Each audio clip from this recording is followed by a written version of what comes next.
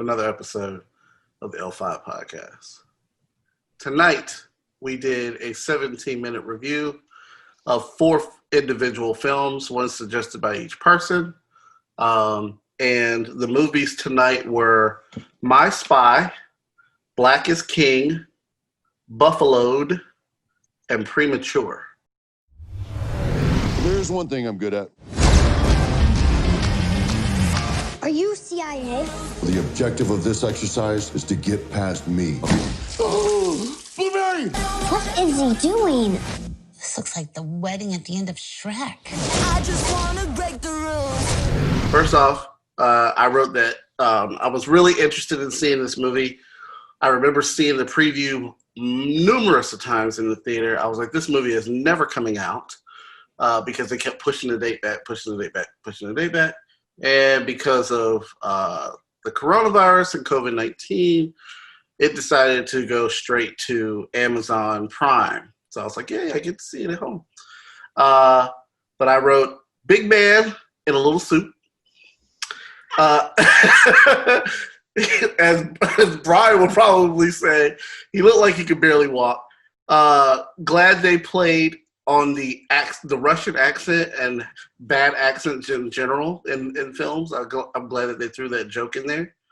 I don't miss those school bus rides where she was getting on the school bus, and I'm glad that they kept it real with the torn up seats and they put the duct tape on it. You can see in the first 2 rows, the duct tape right there in the corner. I was like, they kept it real on that one. And I thought that the movie was cute enough for me to continue watching. It wasn't overly funny. I laughed out loud probably twice. The dog scene when he gets into the apartment. And I can't remember the other exact scene. I think it may have been during the spy scene with Batista at the beginning. Yes. The action scene at the beginning. There was something they did funny there. But overall, I gave it 3 stars after the 17 minutes. Okay. So I will get into mine. So the first thing I wrote is that I really like Batista. I know Batista, The Rock, and John Cena have all kind of gone from that and some others have gone from that WWEF over to, movies and things like that. It's funny you mentioned the suit because I said Batista is a member of the John Cena tight suit club. Although it wasn't as tight as John Cena's. John Cena's pants are really tight too. I just noticed the button was a little tight on Batista's, but that's okay. It was blue too, and John Cena loves a blue suit.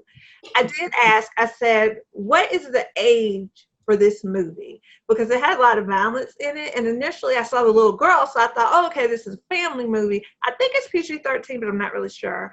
But I just would say I noticed a lot more violence, so I wouldn't necessarily want to bring my kids to this, just based on the 17 minutes that I saw. But I did say, everybody knows this is a movie that, aside from Corey, none of us were really excited, I think, initially to see. But so far, I actually liked it more than I thought I would. I love the Russian radio. I really like hearing the songs that we're used to hearing in English, sung in a different language. And it's always interested in me how you manage to fit words that sound completely different into the same musical, layout and make it work. So I thought that was interesting. And I gave it 3 out of 5 too. I'll go next. So I said it wasn't torture. And like Dana, it is for kids, right? But I like the girl, but her lines aren't really. No, I like the comedian who is playing the IT person. I like her generally, but I didn't like any of her lines. I didn't like anything she had to say in this movie yet. So I was disappointed. I was happy to see her, but then a little sad. So there's kind of an oops in there. I think she could have been funnier. I don't think this is a movie for me. I gave it 2.5 and probably need to give it more time before I really judge it, because when the giant and the little girl princess get together, I think that's probably where the heart of the movie really is. And in the first 17 minutes, they don't even meet yet. Right. He So. said the giant. The giant. He's big. So Dave Bautista is not the Big Show. But thank you, Bryan. Yeah, I think it was very lighthearted. Obviously, there was this, kind of part of it where, you can tell they're obviously agents, but they're not taking it as serious. I kind of like that. I mean, if you're going to start a movie off that way, continue. Don't switch from like super lighthearted, then go very serious. I'm curious to see if the movie does that. Again, we started 17, but I like that, they were kind of joking and some of the actors I couldn't take serious. I don't know about you all, but like I put in our chat, Dave Bautista, I can't take him as serious being this like militia militant. It's just weird to me because I've seen him be goofy in certain other roles. And again, actors play their own part, but it was just very like, I can't take it serious. So that was like my second point. I put that apartment and condo he was in was outstanding. I mean, I wanted to go and redecorate my own place. I feel like I'm holding my own around here in West Midtown, but I'm like, where is that? He does not look like, I think Bryan or someone said in the chat, he doesn't look like he lives there. And I agree with that. But I was like, I want that. Whatever glass and marble design homie got, give it to me. Can I say real quick, Jeremy? I don't mean to interrupt you, but because you're talking about his house, I had to say, Bryan, he obviously gets paid better than the 21 Bridges city cops. They may want to look into changing careers. Anyway, go ahead. Sorry. But he doesn't live. It's not lived in. I guess he's always on assignment. It was impeccable, right? Yeah. And shout out to the whole like Alexa play something. I do that in my own like room. I'm got my phone up in the air looking at something. Alexa do whatever. So shout out to him for doing that. And then my last point was it likely gets better. Because I was at a like 2.5 and I ended up putting a 3, but I ended up liking it as the 17 minutes went on. And that's weird because normally I'm pretty stoic and set. I'm like, this is it. But it actually at the 17, like Corey was saying, I actually want to see more of it. But at first I was like, I'm not laughing as much. Kind of corny, but I get the premise of it. I can accept it because of the type of movie it is. So I landed on a 3. And I know it probably will get better. But again, judging it from the 17, that's what I got. Okay. So My Spy. Not bad. So it seems like everybody will probably be on board on finishing it, right? Sure. Yeah. It happens to be on. Sure. If it happens to be on, is that what you said? Oh. I mean, but am I going to go search it out? I don't know. We'll see. I'll let you know. Well, I'll let you know if I start it, and then Okay. And to be fair, Bryan, I was double dutching between 2.5 and 3. So I mean, you're not the only. So. Okay. All right. So not bad. Not a bad start, I think. I don't think so. What also was interesting was Ken Jeong was in this, and I don't remember ever seeing him in any of the trailers. So when I saw him, I kind of was a little bit off-putted just because I'm not really a huge fan of him, His shtick kind of plays out after a while. So I was like, I don't know if this is going to work, but it was fine. I felt his name could have been a little more original. I don't know why David Kim is in my mind. Like, I feel like I've heard it recently somewhere. Maybe it was a book I was reading, but I was like, really? I don't know. I just noticed that. I was like, What a thing to be both unique and familiar. To be one and the same. And still unlike any other. Next. Now for Black is King. All right. So first thing I did is I typed in Beyonce's name and my iPhone corrected it for me. I was like, wow, she's all up in here and everything. So you go ahead, girl. All right. So I forgot that this was The Lion King until I heard James Earl Jones. I remember when it came out, this was supposed to have something to do with The Lion King and guess a visual storytelling version of it or something. I didn't even think about that all till I heard James Earl Jones talking because it said we had caption on. And I think it's important if you watch this to have caption on because you will not know half of what she's saying if you don't have it on or half of what anybody is saying. So you need to have it on. And that's just because they're singing, obviously, right? So you'll miss stuff. But when they said Mufasa, then I was like, oh yeah, that's right. This is Lion King. Okay. So Honestly, I wrote 17 minutes is really not enough time to judge this. I love the first song. I thought it was beautiful, but I'm having problems relating to this as being the Lion King. Like I think on the second song or the one where obviously he meets Scar was a little more on the nose, and I got that. But before then, I didn't know what he was doing. And then before we dropped off, I was like, "Is this where they go to raise the baby over the mountain? Like, where are we?" I couldn't figure out where in the Lion King we really were. So I couldn't. It it felt like a very abstract. I mean, like use your artist license, Mm-hmm. abstract version of the Lion King, meaning you could pretty much do anything. And I said there is entirely too much sexuality in this movie for me to see this as a story of a young lion stepping into his place to be king of everything the sun touches. I love Beyonce. I think she's gorgeous. I thought her clothes were, I mean, who doesn't like to look at her? I love her music. Now, admittedly, I'm more of a, faster song kind of Beyonce or whatever. I felt like some of the songs, the images did not match up very well with them because Beyonce was still trying to be Hollywood sexy, but I didn't feel like that's what the songs were called for, and certainly not Lion King. So, what I wrote here is I think, unfortunately, her stardom shines too bright for this movie. She served more as a distraction to me than, which is crazy because I know this is her art, but I was too caught up in the Beyonce of it to get the Lion King stuff. And I know I'm running long, but what I wanted to say is overall, and people are probably going to be mad at me, but I hope not. I don't think Beyonce is a good voiceover actress. Her tone is very flat. She always sounds like she's put on. And so what I mean about sounding like she's put on is that imagine like a little girl reciting a Maya Angelou poem.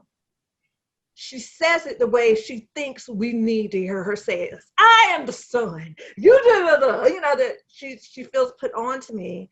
And, the little girl doing it hasn't lived life. So she is putting it on, right? She's saying the way somebody's taught her what she thinks. Beyonce is a grown woman, so I know she's lived life, So I don't think it's her fault that she comes off like that. I just think that's how she sounds. So, I know a lot of people do say negative stuff about that, but I don't really think I don't think she is putting on necessarily, but it sounds like she is. I heard a lot of mixed reviews about this, but honestly, I really feel like I need to see more of it. And so I gave it a 3 out of 5. So this is the musical album retelling Lion King. At about 17 minutes, Simba is starting to meet people. And Dana, you said he was meeting Scar. I got the feeling he was meeting Rafiki because that character was saying, "Who are you?" And I think that relates more to Rafiki. So I think I feel the same way. I need to see more because the first two songs really didn't have a whole lot of storytelling in them. This third one did. I thought that was yeah. So the "Don't You Jealous Me," that's the third song, and it's starting to feel dangerous and cautious. But since I wasn't looking at the captions, so if they actually captioned who he was meeting, I missed it. Okay, all right, no. So anyway, it was starting to get scary, and then even after that third song, I played a little bit past 17, and motorcycle gangs are starting to come up. So I think that might be where he's going to meet Scar next. But anyway, so the last thing I said is that the first two music videos, they relate to each other, but they don't really feel like they're launching this big epic story to me. Like there's no big, on the mountaintop presentation really. And so I think I need to finish this one, but so I'm at a really even 3 on this so far.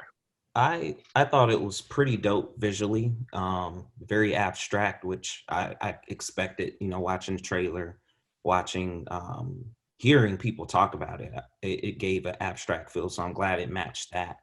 I need Dangerously in Love Beyonce, because to me, this is kind of going off of what Dana was saying, like she can sing her tail off. Like I mean, that album is her first album, best-selling album. I think it set the standard for her career, in which we all know she's an outstanding performer. But like, she was just singing in this one. I was just like, I mean, it's cool, but I mean, and all of these people in this video know I don't like musicals. So I was already like, okay, oh man, okay, but and I knew that was gonna be the case. But again, I think the reason I said I like Dangerously in Love Beyonce, she was as raw, she was giving it her all. It was like her last album, but the oxymoron, it was her first. And so I wanted more of her originality within her singing. Just I don't know. I mean, I know it was its own film, but it just that was like I wanted more original Beyonce thrown in there. And then you see the Lion King themes, in which everyone before has kind of talked about. And I took some of that and moved it to the side, actually. So, I mean, I know it obviously came out with Lion King. There was Lion King themes, but I was like, I'm going to just judge the content for what it is. Most people have seen Lion King, but I'm going to move that to the side and just judge it for what it is. And yeah, she's a holistic artist. She's pretty thorough. Her dancing and her crew is just as good as her actual content. And so I like that. Yeah, I gave it a 3.5. I wanted more as well, but I didn't mind the singing because number one, I knew I was getting myself into, but I like the visuals. The visuals to me took it farther than anything. If this was visually weak, this would probably be a 2, but the visuals bumped it up so much for me because I like that stuff. And I like the editing and the transitions from like outer space coming back to Earth with these like linear lines and colors. I like all that. I pay attention to it super deep. And so that kind of bumped it a couple scores for me, but that's about it. So, visually, I liked it. But it was very hard for me to tie, same thing you guys were saying. It was very hard for me, or at least what David was saying, to tie it into The Lion King. I was confused as well as to like where we are in the story. I know The Lion King forward and backwards, but it was still hard for me to figure out where it is they exactly were in the film. I thought that this was just basically some music videos that Beyonce made up and a reason for her to play dress up. I liked her outfits. I liked visually where they were. I would like to know where they were in the world so I could go visit some of them places. But it just felt like to me like it was just music videos of Beyonce, and we'll throw in little ties here of voiceover from the original movie to tie it into The Lion King. So it wasn't enough for me to make it feel like it was like a standalone visual film or something, or a tribute to The Lion King. I really didn't get the connection until the little boy is talking to who I think, again, like Bryan's saying, is Rafiki, because that is Rafiki's line. But then you get this sense of danger because he has the snake and because he's this strange man that I'm like, okay, at first I said this was Scar. I actually said it out loud. And then after he says his dialogue, I was like, no, that's Rafiki's dialogue. So why would, but you again, you get that sense of danger. So I was like, where are we and who is it that he's talking to? And they didn't have the names on the caption, so we didn't know. But if you don't know the story that well and know this actual dialogue from the original movie, you wouldn't know, who that was. And then you had the reds in there with the lady who was dancing, and she was all in red and stuff like that. So I was like, that's dangerous. Even when he's walking through to get into that room, there's a red strip right there in the doorway, and it's like, okay, that's danger, But then I said, so that just threw me off. But I really, really liked the second song, Find Your Way. The first song I thought was pretty and it was okay. But the second song, Find Your Way, I was really digging that. And I said that I would rather probably just listen to the soundtrack than actually watch this movie. Will I finish it? I don't know. But honestly, I was probably like at a 2.5. Because I didn't really get per se what I was watching. So, I don't know. Could have been worse. I want to say, Corey and Bryan, I am Hippolyta. I just wanted to say that. Bryan, I don't know if you've gotten there yet, but when you get there, you'll know what I'm saying. I think you did. Okay. Yeah, I really like that second song, Corey. Is it the one where she's like, her father taught her? Yeah, again, her laying on the ground. I wrote Beyonce in her broad panties. Like somehow it just didn't match up with, what was going on. I mean, trust me, I like the broad panty Beyonce. Like, we all want to think that's what we look like. Okay, Jeremy. But it just, I don't know. Like, again, just like with My Spy, who is supposed to be watching this?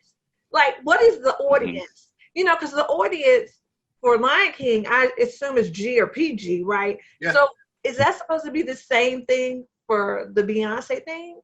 Again, I don't know. Like, I don't know who they were trying to get. And the crazy thing about that too, Dana, is it was produced specifically for Disney Plus. Like, if she had done it on her own and put it on Tidal or something or whatever other platform, that would have been fine. But you put it out there on Disney Plus, making it feel like it's a family-friendly type of thing. And maybe it is. I don't know. But there are some suggestive stuff in it that I'm like, oh. And I didn't want it to be family-friendly. Like, Beyonce is, even though we all know 8-year-olds go around singing her songs, I like her. She's snazzy, right? I want that part of her, which may not always be family friendly. So initially when this came out, I was like, I don't even know if I'm going to be that interested in it because, I like Beyonce and the stuff she writes that I can relate to, whatever. What's it going to be like to her writing towards like the Lion King? And I have to admit, I know y'all all saw the actual live action Lion King. I did not see that. So I haven't seen the Lion King in years.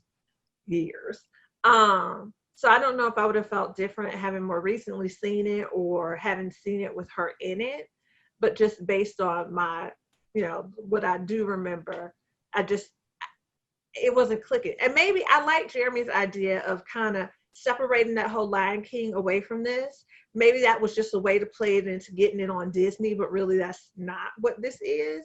So I think if I watch the rest of it, I'm going to try to separate and stop trying to figure out where in the story are we. And maybe I'll have a different appreciation for it. And it's an hour and 29 minutes long. So I wonder how many songs she actually has in here. Because I think she was playing the entire songs. I mean, I don't know. Just wondering. It's a good length. The other thing that I was going to say was, when this was first announced, I was excited because I think I mentioned this before, is that, but for the people who weren't there, when we saw the original live action Lion King, is that I wanted them to go a different approach and turn the Lion King live action into like a musical, a modern day musical, an urban musical where you just have the characters play real people using the character names from the Lion King, Mufasa, blah, blah, blah, Simba, da, da, da, and then set them in an urban setting of like New York, Brooklyn or in Africa somewhere, blah, blah, blah, and just act it out. Well, when the promotion came out for this, that's actually what I thought we were getting, to be honest with you, in some sense.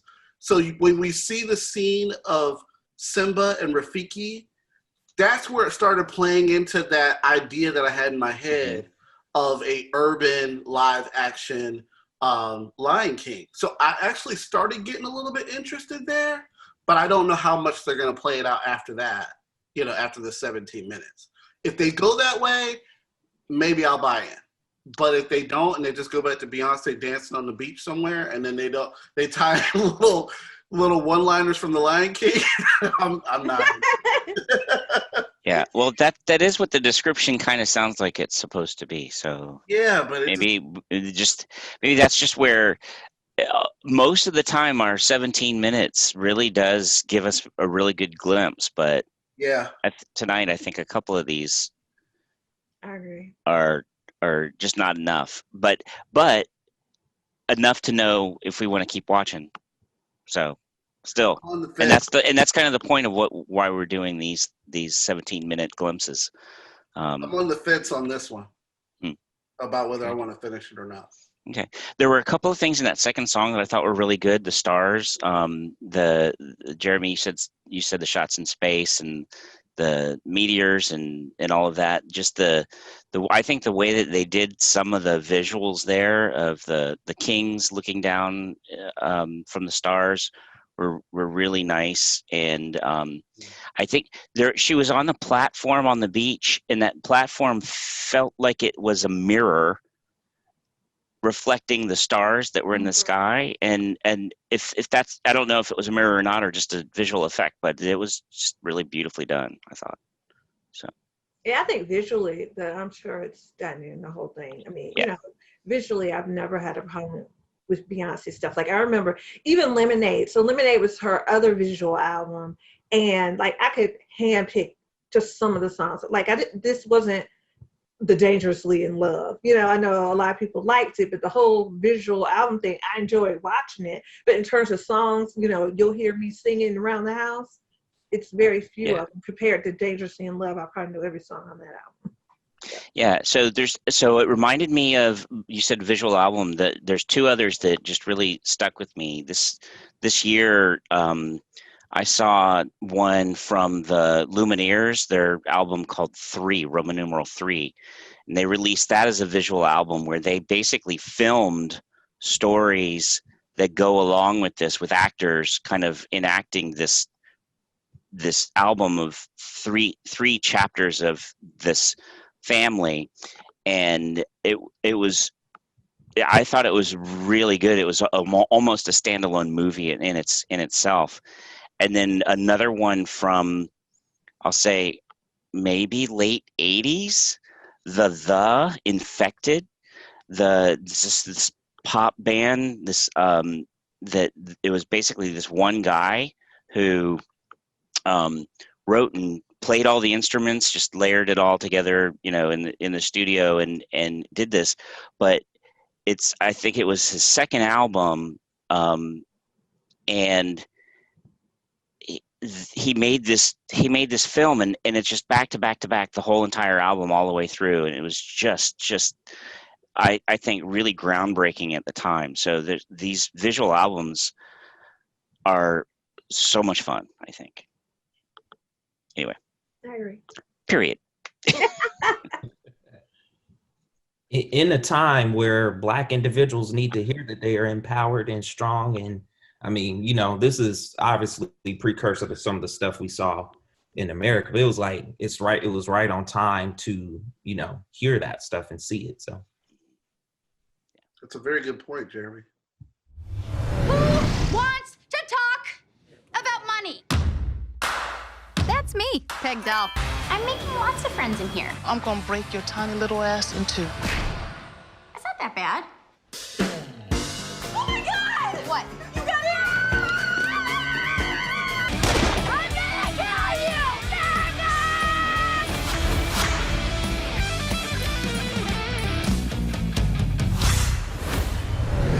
you, Buffaloed.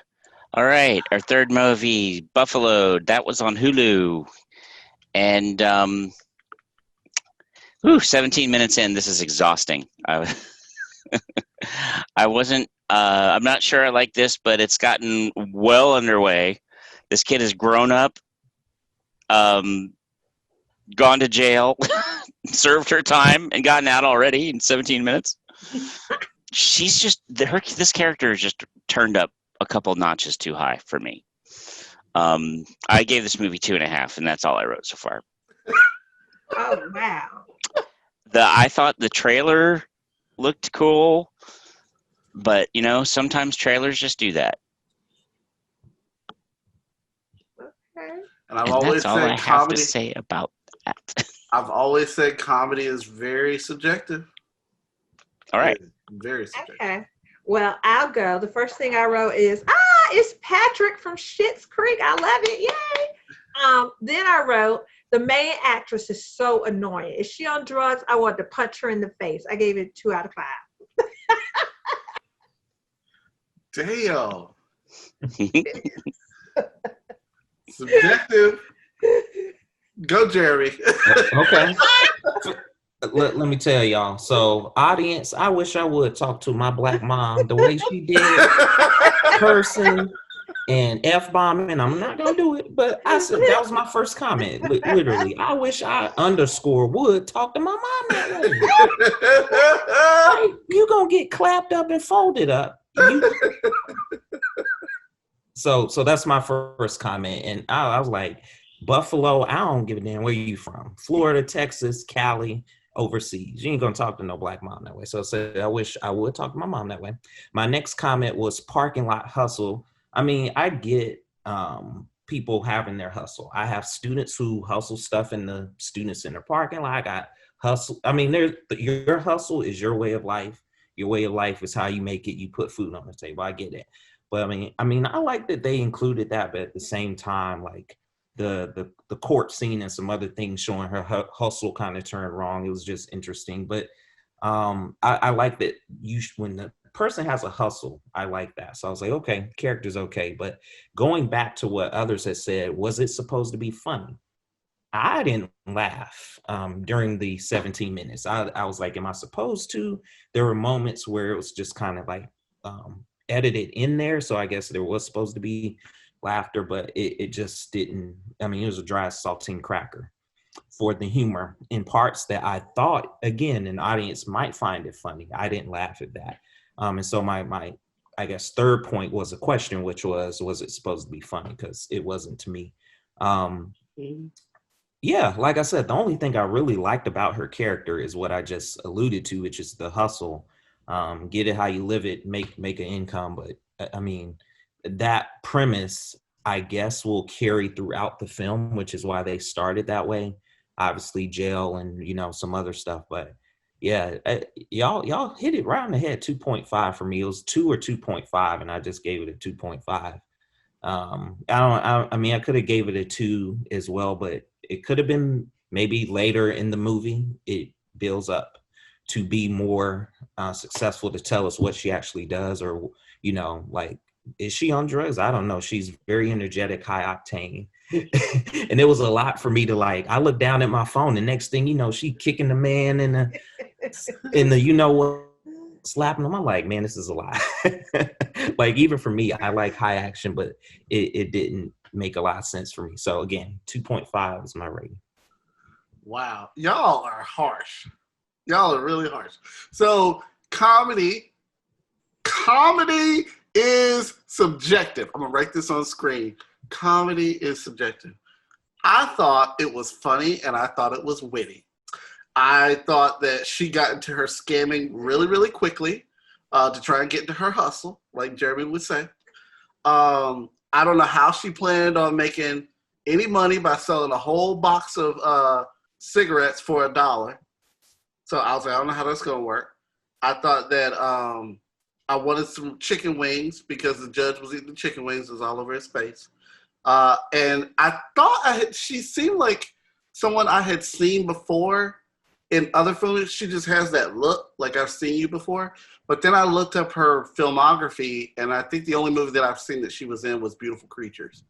And I don't really remember it. So I don't know where she came from. But I thought it was funny. I thought it was she had kind of a slapstick silliness to her.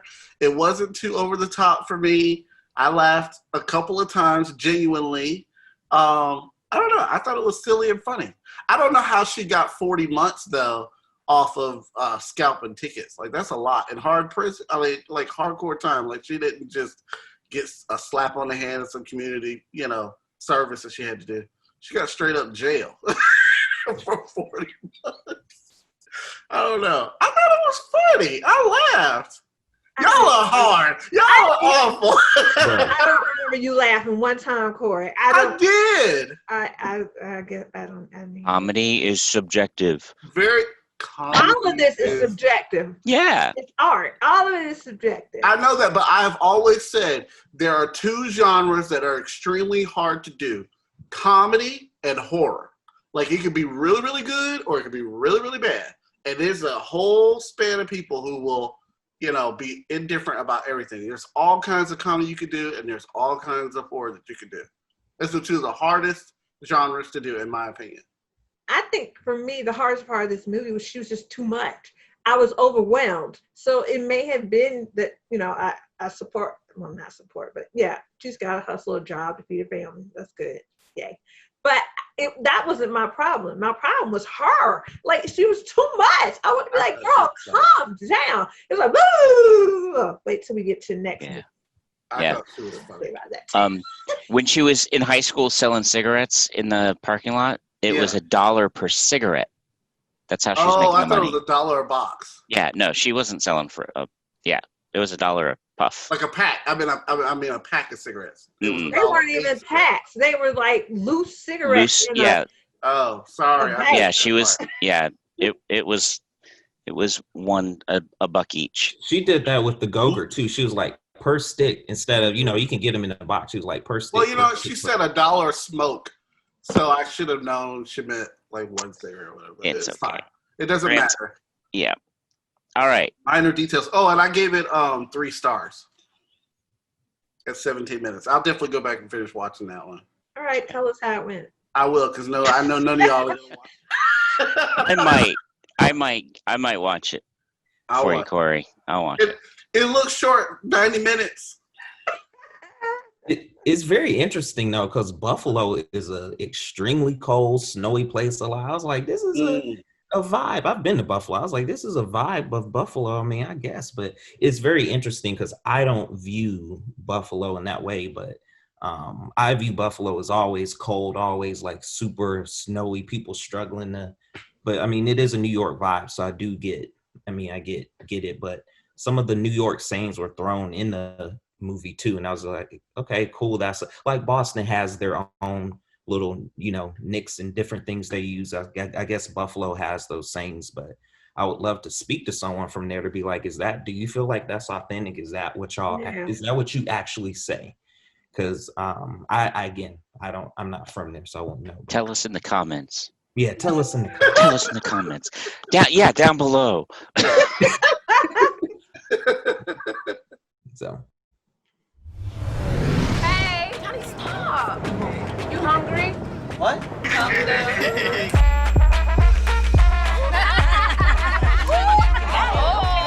damn it. Who that with you? It's my cousin. Cousin Daddy. Yeah, going to school in the fall? Short-lived romance, huh? Your friends, they mad young. But they're my friends. You don't get it. You think this happens all the time, you don't.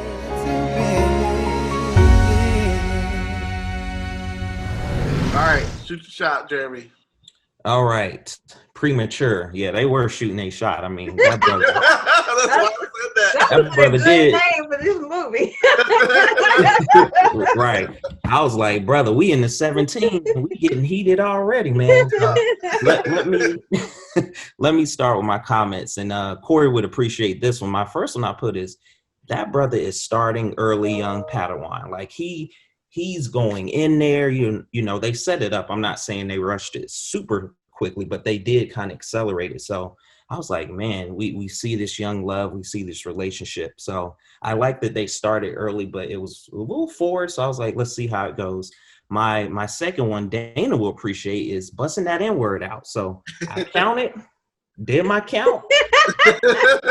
And I was like at 12, I think, but I was like, dang, man, like curse words and the N-word. Again, context. We're in New York. We're in this young, rich and culture neighborhood where these, young ones are using these like, hey girl, hey boy, they kind of talking trash and stuff. And I get it, but do we always have to use that word to fill in for something? Can we just use language? And I know a lot of young people, even when I was young, like I thought about it, but at the same time, like, is it necessary to show in a movie context in which you're displaying a story that I don't know if it was necessary that many times? Like I said, right. 1 or 2 times, I'll forgive it, whatever. But when I'm in like the double digits, I'm like, ooh. So I put busting that N-word early. That was my second comment. I will always comment on that, by the way. It's just something I know Dana's passionate and brings it up, but I do notice it too. So my third one is summer vibes. So I love summer New York. I know I just mentioned Buffalo, but summer, it has this summery kind of grainy. I don't know the actual camera filter that they use, but it's this graininess that I appreciate in these films. And you can tell it's pretty independent as well. So to me, I don't know how, maybe you all can kind of tell me your descriptions, but it gave me a very independent film vibe, just in the actors, the, like I said, the camera filter, as well as just a New York summary kind of, you know, not well established of who these actors are, but you can tell they're doing a good job. So I appreciated it. I scored it at a 3. I scored it at a 3, but I wanted to know more. I was like, we stopped right at 17 when him and her, like, I was like, you can go 5 different ways. Are they going to do a love scene? Are they just going to talk? Is he going to talk about his dad stuff? I don't know. So it's not enough for me to score more or less, but I was like, it's okay. I liked the Black, again, love relationship, young love. It's not like a love and basketball where they're doing all these different things, but it is a kind of a, like I said, it gave me more independent film vibe. And so I left it at that. That's kind of what I thought. So, yeah, that's my review. I want to piggyback on what you said, Jeremy. Okay. At first, it was really rough to start watching with all that language. Like, it just hits you right over the face as soon as you start this movie. And I was like, okay, kind of taken aback. And then I was like, I have to think about the situation that I'm in. I have to think about the setting that I'm in New York, on the subway, grindy, blah, blah, young kids, premature. I get it. So I just separated it. But then, and it was kind of harsh up front. And then when the love story actually started to happen with the lead male and female, which I don't know their names, I was starting to get into it. It seemed like a modern day Love Jones or Poetic Justice. And I actually asked Dana if the lead woman was playing the role of Janet and was going to start reciting her poetry, which she did at the 17 minutes. Because at first I was like, nah, she ain't going to do that. But then she went right into it. I was like, here we go. But it's fine. I was digging it. I love Poetic Justice. No problem. And they did their own little spin on it. He was like a producer, composer, versus when, Tupac was like wanting to be a rapper and, producer type of thing or whatever. So they were going a little bit different with it. But I will show you this. I wrote the exact same thing that you just said, Jeremy. I said, I'm digging the indie feel with the filming and characters and cinematography. It totally is an independent film. I loved the look of it and the feel of it. You feel the closeness.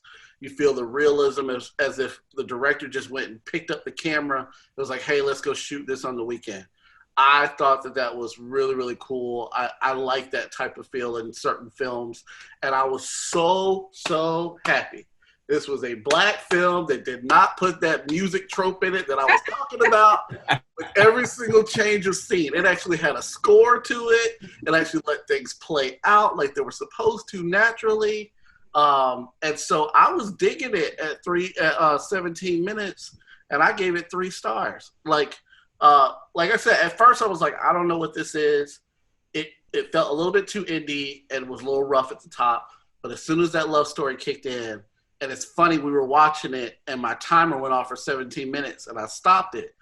And we had 30, it was 16:30. And I said, oh, we got 30 seconds. And then it goes, let the 30 seconds play out. And that was the love scene when they were in the room.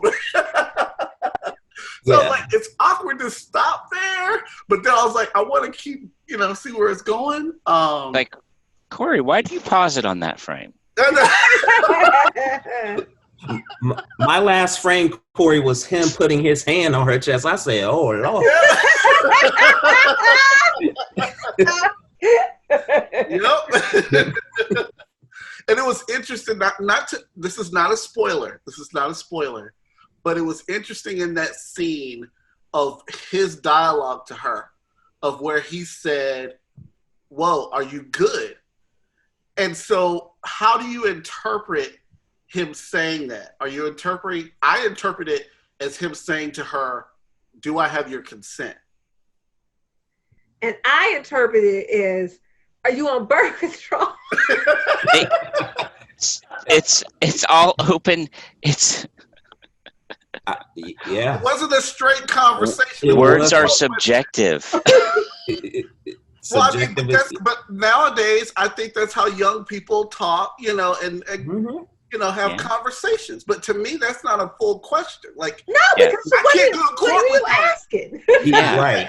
Like Dana said, what is and I said, "Are you good?" Like that doesn't work. Yeah, she seemed a little bit too uncomfortable to be actually on birth control. You know, I don't know. I had no idea. I was like, that was one of the things I wrote down. I was like, what does "you good" mean? Like, right. You want some water? You thirsty? Like, I don't know what you were asking me. Yeah. And I believe the actor, again, like Corey said, I don't know her name, but she was shaking. Visually, her hand was on her leg. Yeah. I don't know if you all saw it. Notice that. Okay. She was uncomfortable. Absolutely. Yeah. Absolutely. I thought she was upset because I thought she was like, really? We getting into it and you want to go play a record? So I thought she was annoyed. Well, yeah, I mean, she did. I mean, she did look a little rejected, a little bit like, "Uh-oh, I'm doing this wrong," or "This isn't going right," or yeah. But y'all are saying that like it might be her first time, and it never even occurred to me that. And maybe he was asking her that. You know, I guess back to Corey's consent. You know, maybe he knows she's not experienced, and he was like, you know, you want to go forward with this? Are you okay? But again, more of the conversation needed to happen. That didn't tell me anything. Yeah. I was like, I can do mine real quick. So first thing I wrote, and I wrote it in all caps, I wrote aggressive. These girls were some of the most aggressive girls I have ever, just the way they were talking and everything. And to Jeremy's point, so the first N word I let slide because we were talking about the guy with his arm up on the subway stinking. And I was like, I could totally see that. Okay. So I was like, okay, yeah, I could see that. But when it kept on and all the cursing and all this, and they were taking 500 miles a minute. And if you look at it like this, Jeremy, if you counted 12 N-words, we only watched 17 minutes. And the girls weren't all there for that. So that means like maybe in 5 minutes, we heard it 12 times. Unnecessary. Now, I will say, unlike some movies we've seen, this one probably was a little more real to me. And it may have been that whole authentic way I think we're talking about how this was kind of shot. So I could understand it a little bit more. I still didn't think it would. Had we only had one, it would have made no difference to the movie. It wouldn't have stopped it from going wherever it is, made it, you know, better or worse or anything. So I did think it was too much. But, you know, what it reminded me of, and I wrote this down, it reminded me of my jaded youth. I remember when I was younger, back in my dating days, and guys would try to, you know, talk to you or whatever. And I would just like, not all the time, but like after I became jaded. So like men made me this way. But anyway, after I became jaded, a guy would try to talk to me. And my first thing would be like, no, man, like, I'm not trying to hear it. Knowing damn well I was single. And I probably, you know, the way I reacted, like, I remember I was in this African dance class. And there was this guy in there, and I thought he was so cute. And so one day I decided I was just going to dress nice and not actually participate. So I had on this white off, I don't even remember what I had on, y'all. I had this white off-shoulder sweater on, thought I was looking all cute in this skirt. And I sat down on the floor and like fanned it all out and everything, trying to look cute and sassy. And then when the class was over, he actually came up to me and he offered me his hand to help me up off the floor. And I was like, I don't need your help. I got down here by myself. I can get up. Y'all, I was like, and in my mind, like now, if I looked at me, I'd be like, oh, she's such a bitch. But I didn't feel that way at the time. I felt like, oh, he's trying to say I can't get off the floor and I need him. And it's because of how jaded I had been over the years and some of the experiences I had gone through. So I could tell, at first I was like, these girls are aggressive, and especially the main girl, not giving him time of day when that guy was obviously, he seemed like he was being genuinely nice to her, and she was not having it. But it made me think, you know, we don't know what she's been through to make her that way. So my first aggressiveness, then I had to think, wait a minute, you know, I've, to some people, probably seen this way too, and I know why. So she may have had, you know, similar experiences, whatever. I love the lack of makeup. Like all these women were beautiful and they were natural looking, you know, no heavy makeup. Nobody had, at least I couldn't tell, nobody had false eyelashes and all this stuff. They look like, again, I think this ties into that whole authentic, real feeling we were getting from it. I said her poetry made more sense than Beyonce's. And then earlier we talked about what does good mean. And then I wrote, I want to see more. I definitely want to see more. So I gave it a 3 out of 5. And I did not know anything about what this movie was about before we went into it. I'm still not 100% sure I do now. Like, I know it feels like it's going to be a love story, but maybe not. I don't know why it's called Premature. So, you know, I know. But I liked it. So I also, amazingly enough, noticed how fast and loud everything was at the beginning. But there was a huge contrast. I think that they used this, the indie filmmaker in me, the contrast of the fast talking loudness was really punctuated when the main character, when she would go and give somebody a look, everything would get quiet and she would look over, and then that would just really accentuate and stand out when she was looking at the guy. And they did that a couple of times, and that just made that really stand out, and just maybe quiet everything for a second when you really are just studying, like, oh, that guy's interesting, you know. And I thought that was really nice. And so there was so much control in the editing that way. And it felt like, and I wrote this, it felt like you were seeing a short story unfurl. So I was giving it a 4 at this point because of just that. I thought that this looks well worth the time. So I'm gonna watch the rest of this. But it's a hard R. It is. Yeah. There's no Well, doubt. wait. How hard is it? How far did you go, Bryan?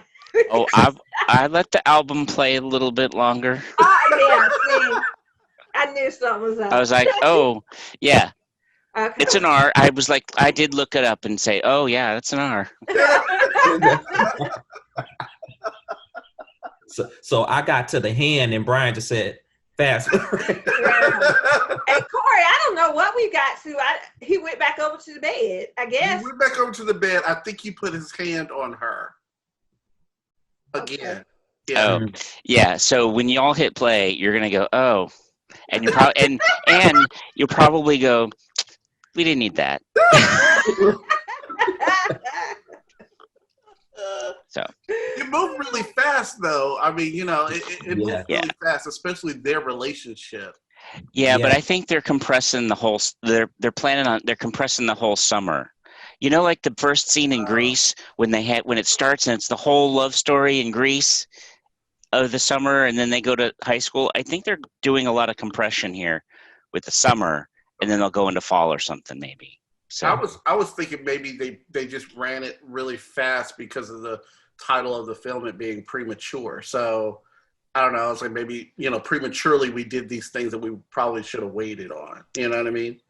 Yeah, I'm kind of like, I think we'll have to watch more to really know the timing of those events that we're seeing. But I kind of felt like I didn't really notice if they were wearing different clothes in every scene, but it did feel like 3 different times, like the laundromat and by the river, and then in the apartment seemed like separate days. You're right. I didn't even. I looked at their clothes, Bryan. They were. They I was like, wait, is this the same day? And so I was looking at their clothes. They were all different. Okay, yeah. Good. I do like the contrast, the difference that they did with the loud, like I think you were saying, Bryan, is the loudness with the girls. And then when she was by herself with him, it was more even tone, more calm, more romantic love story, you know, whatever. You didn't have any of that extra.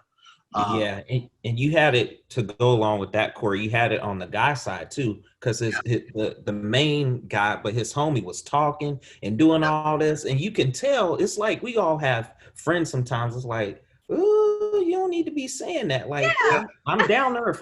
I'm chill. Yeah, those guys after they got off the subway and what they were saying, I was like, who talks like that? Exactly too. Like, oh yeah, you want to be with my man because his blah blah blah. I mean, who does that? Yeah. Like, sorry, you didn't get nobody with that kind of language.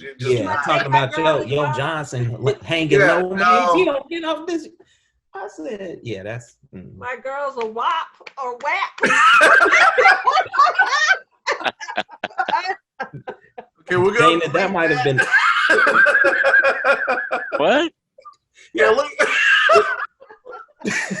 Don't worry about it, Bryan. might I have know been what one of the I funniest know what that things is. Dana has ever. But who talks like that? That was just odd. I just thought that was weird. But it's so funny. Here's the authenticity in what Dana just said. The clap and the noise. I have students, and I know they probably won't watch this, so I can say it. I'm like, why you gotta put the sound effect with the? It's already bad that you're verbally saying it. Like you. I don't know. But again, it's the setting. It's where they are. So yeah. I get it. I understand. But at the same time, it's the old person in me that's going, don't be talking like that. Like, no, be quiet. So I like that. I like that they had that contrast, and we didn't have to hear that the entire time, and it wasn't built into the relationship between the two of them. That's all. You know what I'm saying? So, yeah. Real quick. So, do you really know what this movie is actually about? Like, because I didn't see any I know nothing. Mm-hmm. So, okay.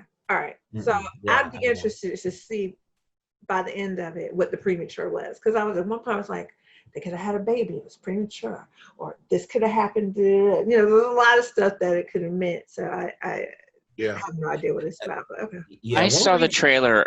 I did see the trailer. I think it's playing on just this stage of life where you've got this relationship where you think it might be your first relationship and you think this is so big and it really isn't. And I think, and even when they put the writing, the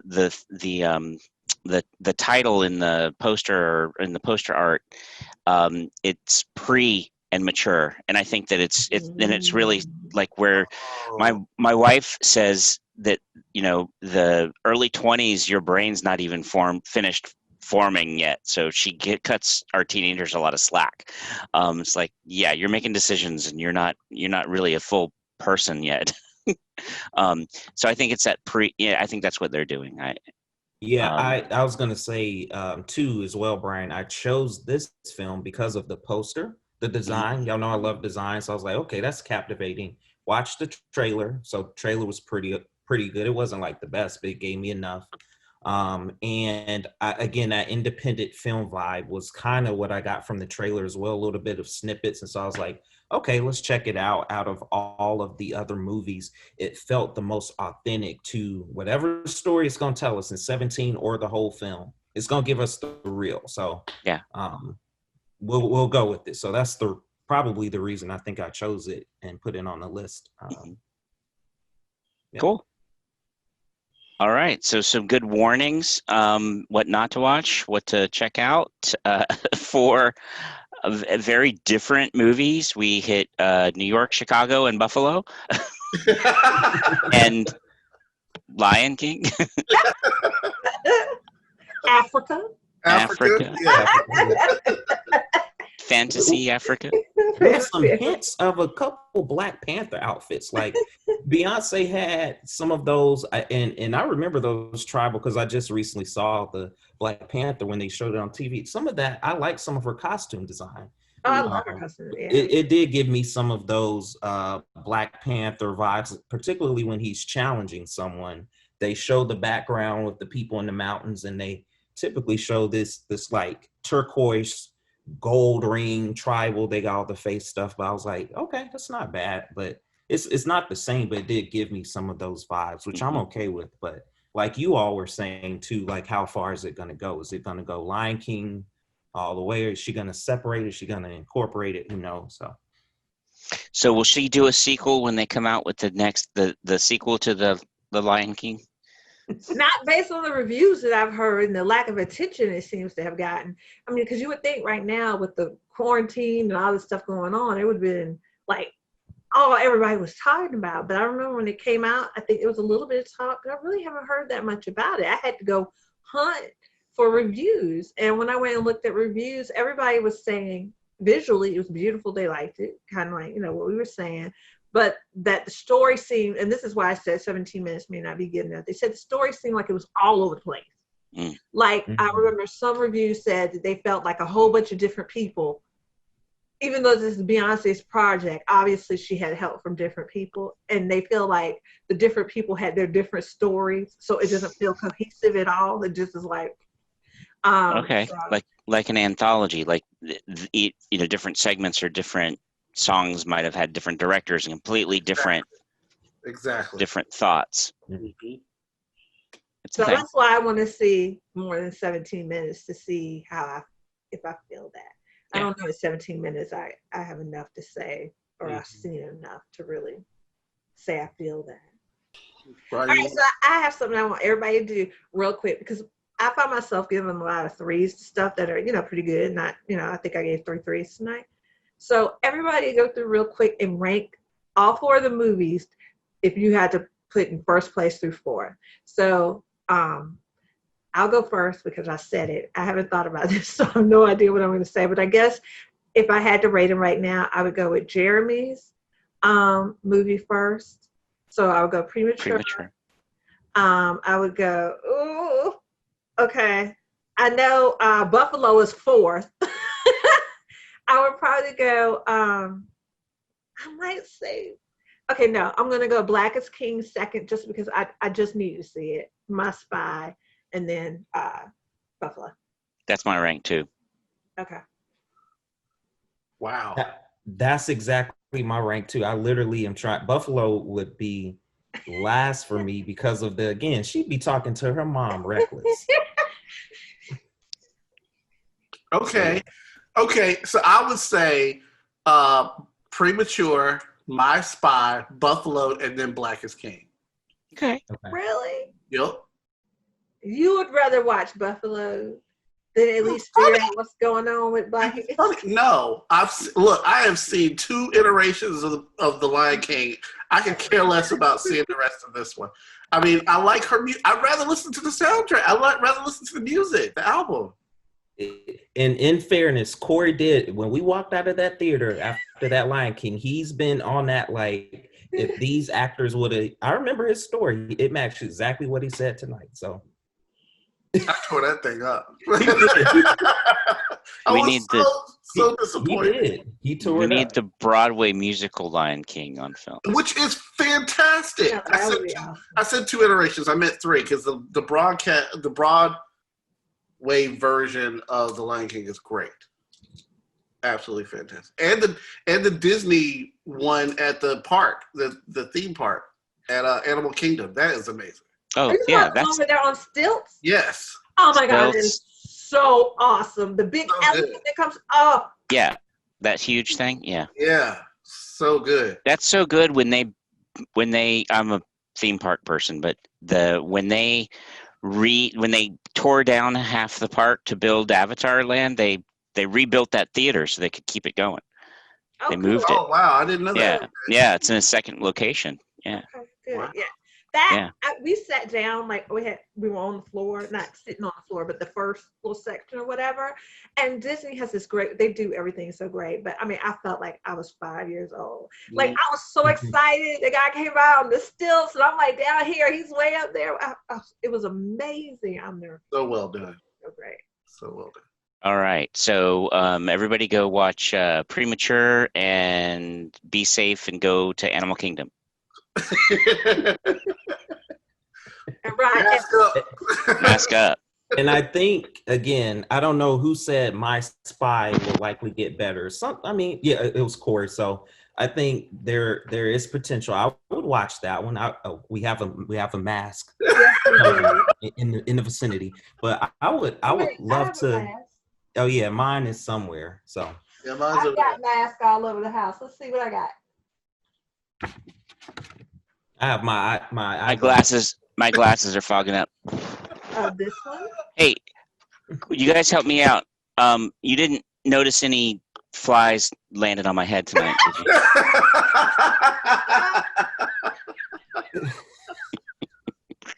you? No, because I would be staring at it the whole time. There's something up there that flies would be attracted to? Oh, my spray on hair. Yeah. That became the national headline attention, and I was like, "What are we talking about?" I literally searched it, and it was like fly. The first thing I saw when I got online this morning. Fly. Ooh, how nice. There's two I shots. like this one. I like the ties, but I find that I like the ones that go on the ears easier because they're easier to put on or off. Yeah. How fun is that? Talking about face masks and models. Face masks, flies, spray on hair. And movies. And movies. What more could you ask for? This was a good four movie 17-minute review, I think. I think we had some good ones tonight. Overall. Yep. So there you go. Thanks for watching the L-5 podcast. We'll see you guys next time. Don't forget to hit subscribe and that notification bell.